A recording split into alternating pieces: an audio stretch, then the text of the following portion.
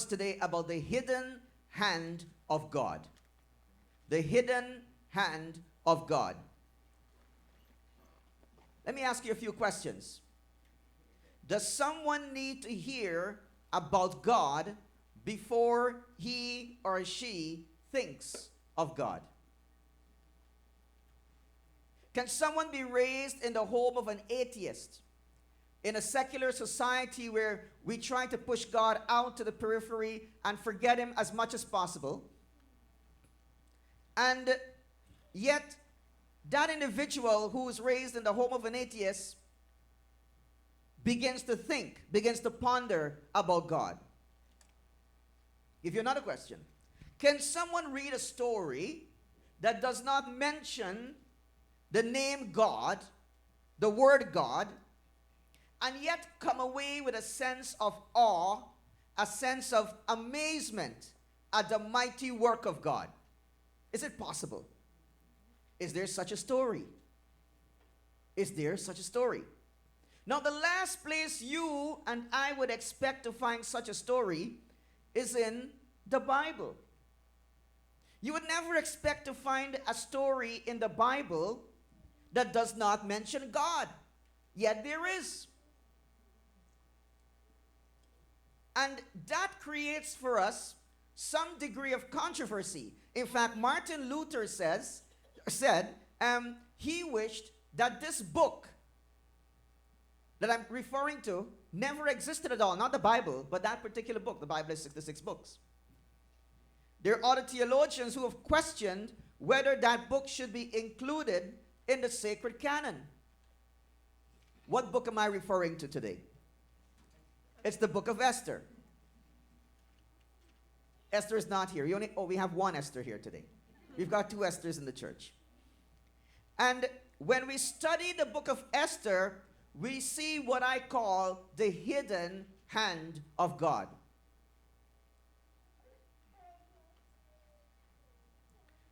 One person says, the miracle of this book is that there are no miracles. The miracle of this book is that there are no miracles. Sidlow Baxter. So, what is this book of Esther about? Well, the book of Esther never mentions the name of God, yet God clearly orchestrates all of its events. Esther was a Jew living among the exiles in Persia, and she became queen of the empire about 480 BC. Haman was a Persian official, and he sought to eradicate the Jewish minority. But God had prepared Esther for such a time as this, to save his covenant people. The book reveals to us the origins of the Jewish observance of Purim, which celebrates Israel's survival and God's faithfulness. The author of this book is unknown, but some believe that it could have been Esther's cousin, Mordecai, who is a key person in this book. Throughout the book, we see God's sovereign hand preserving his people, showing that everything is under his control. And I think more than ever, the world today needs to know that this world is in the hand of God. Amen. It is not in the hand of a president, a prime minister, or any organization. And God doesn't get a panic attack when he sees the climate a bit out of control. Because he made the universe, he made the earth. And I see a lot of people protesting, down the streets of Toronto, and looking for changes. And I know many of these people, the reason why they're so troubled, the reason why they're so anxious and they're so worried about the future is that they have left God entirely out of the picture. But when we believe in God, we know he has the answer. As a matter of fact, we already know that this world is not going to continue forever. You're fighting a losing battle. I'm not saying we should not be responsible. We should not conserve an energy, recycle, reuse, and do not waste.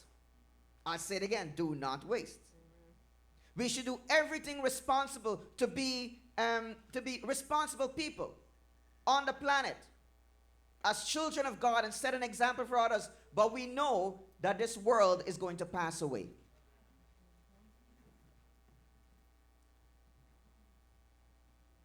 Over the next couple of weeks, I want us to dive into this epic story and see what we can learn from it. The story is so relevant today. This is what the Bible tells us. Isaiah the prophet says, the earth staggers like a drunken man. It sways like a hut. Its transgression lies heavy upon it. That was Isaiah the prophet writing hundreds and hundreds of years ago. And could that refer to the world today? The earth staggers like a drunken man, sways like a hut. Its transgression lies heavy upon it. So let me give you the historical background so you can know what this book of Esther is about. God had raised up the nation of Israel to be his chosen people, to be his treasured possession in the earth. He had entered into a covenant with them. He gave them his laws. He was present in their very midst, as we studied in the tabernacle a few weeks ago. He was in their very midst. But what happened? The Bible says, even though he was there, he was watching over them, he was protecting them, they turned away from God. They turned to idolatry. They turned to wickedness. They turned to rebellion. They turned to murder and injustice, oppression, and things like that. He warned them repeatedly through his prophets, but they persisted still in their sin. Even today, as God is having his pastors and preachers and evangelists, street preachers and whatever else, God is using men and women to get the word out. But then many people are saying, shut your mouth. We don't want to hear about God. We don't want to hear about Jesus. We don't want to hear about the Bible. But God is always going to send people to preach because he loves the world. Amen. And they will not have an excuse when they stand before him. Oh, they were right.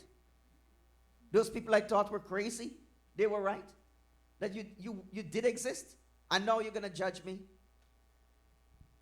The northern 10 tribes of Israel, they were taken captive by the Assyrians in 722 BC. The southern 2 tribes of Judah and Benjamin, they were conquered by the Babylonians. They did not learn the lesson. Jerusalem, the city, was destroyed in 586 BC. Then it was Babylon's turn to be judged for her pride and her ruthlessness, the way she dealt with Israel. This is what God says. I was angry with my people. God said that. I was angry with my people. I profaned my heritage. I gave them into your hand, Babylon, and you showed them no mercy. On the aged, you made your yoke exceedingly heavy. God says, I gave Israel and I gave Judah into your hands so that you can judge them. But you were ruthless. You showed them no mercy. Eventually, what happened? The Medo-Persians, they conquered Babylon in 539 BC. And they became the new world rulers.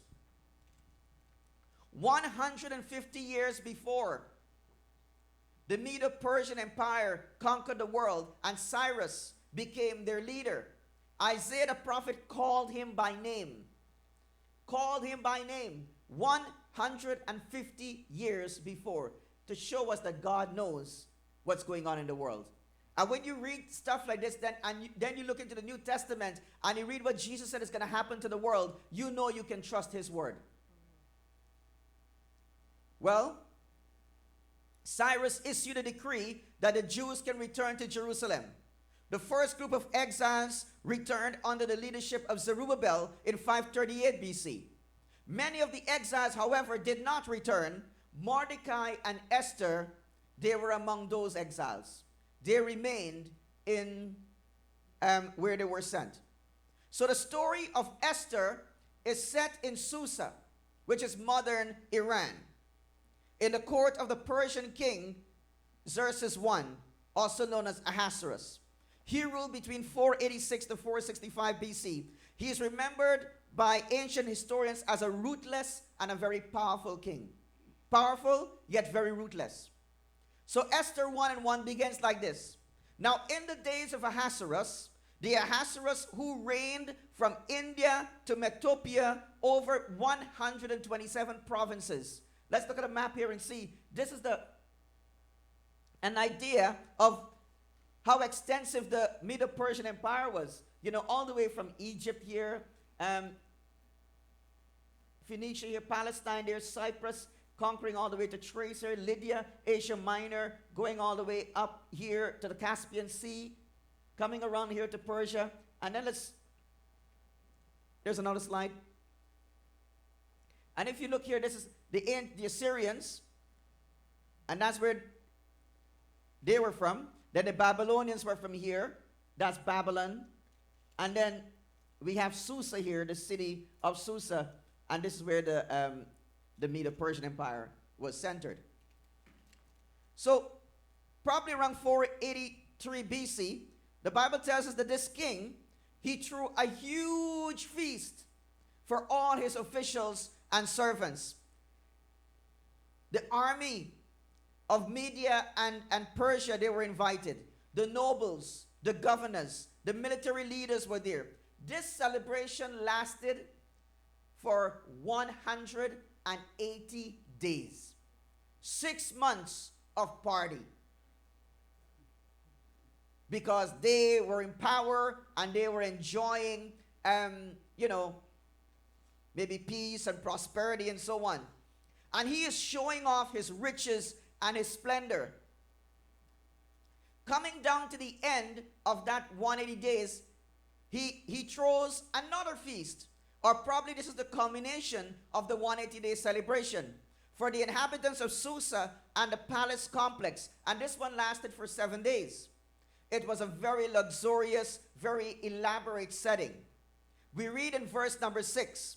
And I know we've got some event planners and designers here. Nikki, listen to this, Nikki. This is what the Bible says. There were white cotton curtains with violet hangings, fastened with cords of fine linen and purple to silver rods on a mosaic and marble pillars, and also couches of gold and silver on a mosaic pavement of porphyry, marble, mother of pearl, and precious stones. Drinks were served in golden vessels, vessels of different kinds, and the royal wine was lavished according to the bounty of the king.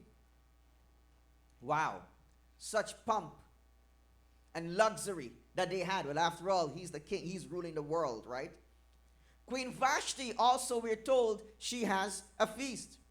And at the end of the 7 days, an inebriated, maybe quite drunk king decides, since I'm showing off all the beauty and all the splendor, all the luxury, all the riches of my kingdom, of my palace, why don't I show them the most beautiful woman in all of Persia? Let's get Vashti to come. But to everyone's surprise, or to their dismay, Queen Vashti refuses to appear before the king. He is enraged. He's so ticked off. He says, how dare you? How dare you say no? You are embarrassing me, not just in front of people in my palace, or my friends, or my family, or the city. You're embarrassing me before the entire world. Maybe they were having some marital problems before. Probably. In any case, the optics of this isn't good at all. So he calls his advisors and he says to them, what should I do? And they quickly determined that Vashti had set a dangerous precedent. She had dishonored her husband, the king. And maybe the noble women are going to do the same. They're going to say, well, in Esther 1 and 18, this is what they said. This very day, the noble women of Persia and Media who have heard of the queen's behavior will say the same to all the king's officials. And there will be contempt and wrath in plenty. So their advice, dethrone her. She's never again to appear before the king. Remove her from the royal position. So it was done. But that left a royal vacancy. Sister Marilyn, we need a new queen. And the search was on for a new queen. And beloved, that is the story behind the Miss Universe pageant. I'm just kidding. That's how it all started. The search is on. This is where we're introduced to the hero and the heroine of the story. The Bible tells us in the book of Esther, chapter 2, verse 5, there was a Jew in Susa, the citadel, whose name was Mordecai. And the next verse, who had been carried away from Jerusalem among the captives, carried away with Jeconiah, king of Judah, whom Nebuchadnezzar, king of Babylon, had carried away. As I said, Babylon came and they invaded Judah and took some people into exile. He was bringing up Hadassah. Beautiful name. Hadassah. That is Esther, the daughter of his uncle. For she had neither father nor mother. The young woman had a beautiful figure and was lovely to look at. And when her father and mother died, Mordecai took her as his own daughter. So when the king's order and his edict were proclaimed, we don't know whether she had a choice in this matter. And when many young women were gathered in Susa, the citadel, in custody of Hegai, Esther also was taken into the king's palace and put in the custody of Hegai, who had charge of the women. Let's talk a little bit here about Esther's upbringing. Mordecai's ancestor was one of the exiles under Nebuchadnezzar. He took on the responsibility to raise this little orphan girl, Hadassah, his own cousin. Esther was an orphan. Now, thank God for ministries that are out there seeking to find homes for orphans. Can you imagine what it would be like if you and I were orphans? I mean, we're old now, but as kids, we were orphans. You know, never knowing your mom, your dad, the emptiness, the sense of loss, the loneliness, the desire to belong, the desire to be loved. And thank God for the many couples today who adopt the orphans and ministries that are doing that, and they're adopting. Thank God, and if you're looking at me on Facebook, thank you. Her Jewish name was Hadassah, which means myrtle. But she was given the Persian name Esther, which means what? Star. Star. And probably in reference to the star-like flowers of the myrtle. The young woman, the Bible says, had a beautiful figure and was lovely to look at. After all, he wasn't going to trade Vashti for someone who wasn't beautiful. Right? And the Bible tells us that, and this is what I know. She was beautiful. I believe that God demonstrates his beauty and his love through the aesthetics, through showing us beauty in the stars, in flowers, in the sky, the autumn leaves. Isn't that so? The northern lights, is that in the news? The waterfalls, and even beauty in faces. Come on. Beauty in faces. I was attending one wedding, and I heard the groom say, you know what, looking at his wife, he said, I get to wake up to this beautiful face every day. Every day. The Bible says, that Esther was beautiful. Esther was beautiful. And the young woman pleased him. And she won his favor, Esther 2:9. And he quickly provided her, this Hegai, with cosmetics and her portion of food, and with 7 chosen young women from the king's palace, and advanced her and her young women to the best place in the harem. Because of her beauty, her attitude, she wins the favor of Hegai, the eunuch in charge. Let's talk a bit about Esther's favor. So she's an orphan girl. She's brought up by Mordecai. And she wins favor. I believe in the favor of God. I believe in the favor of God. And you ought to also as a child of God. Joseph, the Bible says, he found favor with Potiphar. Isn't that so? He also found favor with Potiphar's wife. But she didn't find favor with him. We don't want that kind of favor. Right? He found favor with the keeper of the prison. David found favor with Saul's kids, Jonathan and Michal, or Michael, the one who married him. Daniel found favor with the king's eunuch also, and he gave him the food that Daniel requested. These were all young people. Did you notice that? I believe we need a favor of God more when we're young than when we're older. Because when you're young, things are getting set for you in life, isn't that so? Career and opportunities. Now, I don't know who is the king's eunuch to you today, but I pray that God's favor is going to rest upon your life. Amen? I pray God's favor rests upon your life. Just as it did with Esther. The Spirit of God and the hand of God is upon your life, and He sets you apart as different. Regardless of the walls, regardless of the difficulties, regardless of the odds that are against us, God is able to make a way for us. I was reading this morning in the book of Isaiah. You know, we read about how God opened the Red Sea. Right? Isn't that so? And He opened up the River Jordan. But there is something even more spectacular that God did. God split open a rock, and He brought water out of a rock. So He's able to make a way for us. But now that I've spoken about favor, I want to juxtapose that with something else that is very critical.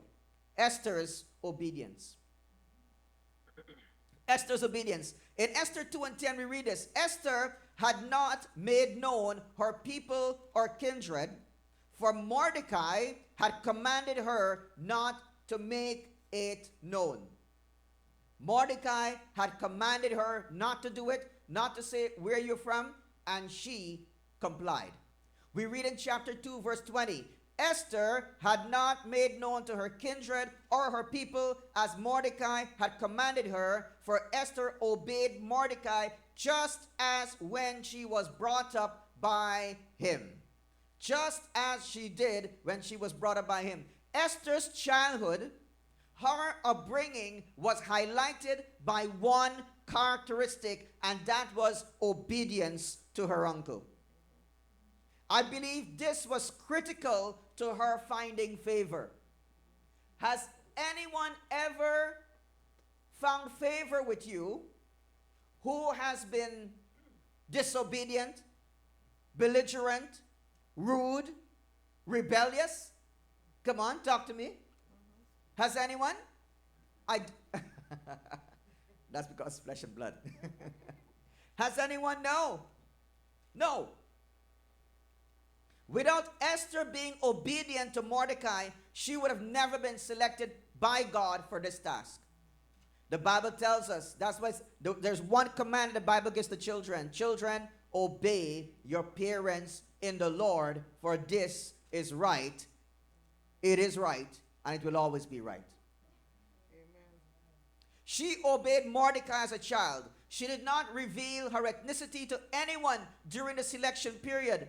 But the other verse I told you, 2:20, was after she became queen. Even after she became queen, Esther continued to follow the command of Mordecai. You see, even during the selection process, she was obedient. Do you know that? She followed the instructions, the advice of Haggai, the eunuch. Because he knew what he was doing. You see, so as queen, she continued to follow the advice of Mordecai. Listen, this is what I know about obedience. Obedience helps us to learn what is right. Obedience teaches us to humble ourselves. Obedience removes selfishness from us. Obedience prepares us for position. And obedience brings us into favor. That is the reason why we need to learn to obey. Trust and obey, for there is no other way. So the selection process is on. 12 months of beauty treatment, ladies. 12 months at the spa. All paid for by the taxes of people. It says here, or some of you are probably saying today, I only want a couple hours. Just a couple hours. 6 months with oil and myrrh. and 6 months with spices and ointments. I don't know why they want to put spice. But anyways, whatever, you know. Esther 2:15, the Bible says this. When the turn came for Esther, the daughter of Abihail, the uncle of Mordecai, who had taken her as his own daughter to go into the king, she asked, look at this now, she asked for nothing, Christina, except what Haggai, the king's eunuch, who had charge of the women, advised. Whatever he's advising, that's what now it says, now Esther was, it didn't say she won favor. It says she was winning. How many of you believe that God wants winners? Jesus is the winner man, they say. We don't lose when we're with Jesus. Even when it seems as if we're losing, we cannot lose. As someone says, read the end of this book. We win. Esther was winning favor in the eyes of all who saw her. Here again, we're seeing Esther's teachability, the way she honors the leaders in her life. She follows the advice of Haggai. She didn't say, you are not Mordecai. You're not my uncle. Why should I respect you? You're not Jewish. You don't know me. You don't know my custom. You're not a godly man, Haggai. You're in this ungodly court. Huh? You're a worshiper of idols. You don't know the God of the Jews, the Hebrews. Why should I listen to you? Or actually, Haggai, there are new beauty products on the market today that you have no idea of. Your stuff is old. Out with the old and in with the new. She follows the advice and she goes into the king. And now we read about Esther's success. The Bible says the king, oh my God, but when he saw her, he fell in love. The king loved Esther more than all the women, and he had a lot of women to choose from. And she won grace and favor in his sight more than all the virgins, so that he set the royal crown on her head and made her queen instead of Vashti. Wow. An orphan girl, a Jewish girl, they didn't know that, a foreigner. We can say the descendant of an immigrant or the descendant of a slave. But she becomes queen in the most powerful empire in the world at that time. Let's not forget, a young woman with a godly upbringing, thanks to her uncle Mordecai, a young woman of great character who was obedient, she was wise, she was respectful, and she had a good attitude. It was not just beauty.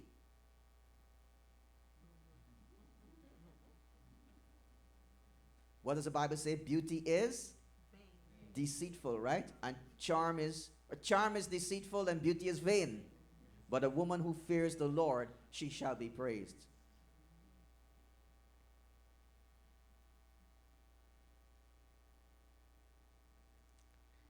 Listen, this is what I conclude when I read the book of Esther.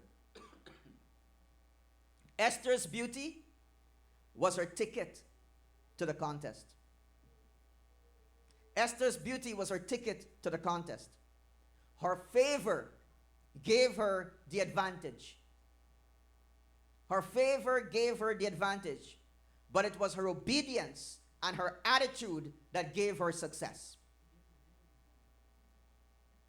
Her beauty gave her a ticket to the contest. Her favor gave her the advantage to eliminate all the other girls who were there. But what made her win and what gave her success was her obedience, her attitude. You know, she was a young woman of class. She was a young woman of dignity, a young woman of poise, a virtuous young woman, a young woman of character. She displayed the right attitude. And Esther is now crowned as the queen of all Persia. And we're beginning to see the hidden hand of God moving, raising up a little girl, an orphan girl. My God, look at what he can use, huh? Look at what he can use. And when we look at children today, when we look at these little kids in the church today, you don't know what they are learning. You don't know what they're observing from you. I've heard some people in my office tell me about how they will never get back to a church because of how rude and how straitjacket people were, how rough the elders were. Not like our elders, like older people were to them. You know? Kids are kids. No one's saying anything. And we should love them. But we don't know what's being formed in their hearts. They're learning. Maybe they're not listening to me right now. They're thinking about some video game they're going to go home and play. But you know what's making an impact on them? Your smile behind your mask. Your attitude, your greeting, your love, and the interest you show in them. It's creating an impression. And they should grow up to feel so comfortable and love the church so much that even if they want to stray away from the Lord, they won't. Because the church has been a place of blessing and joy for them. Wonderful memories. But this little girl, God raised up to save his people, and we will see that next week. An orphan girl, the hidden hand of God moving. What is God preparing you for? I don't know. I don't know. The baby in the womb? What is God going to do with the baby in the womb? I don't know. Someone 5 years old, 8 years old, 10 years old. Little Nyla celebrated her birthday last week. We don't know.